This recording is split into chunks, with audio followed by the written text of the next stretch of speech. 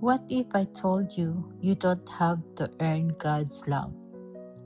Many people think I need to be good enough for God. But the Bible says something different. Ephesians chapter 2 verse 8. For by grace you have been saved through faith, and not of yourself. It is the gift of God, not of works, lest anyone should boast. Grace means you don't earn it. You don't deserve it.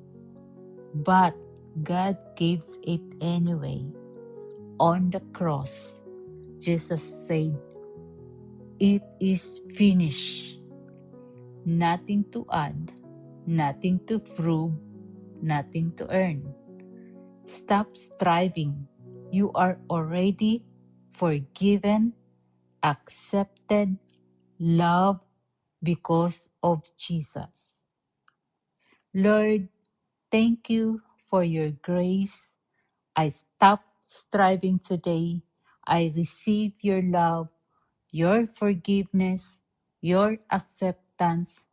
Teach me to rest in what Jesus has done. In Jesus' name, Amen.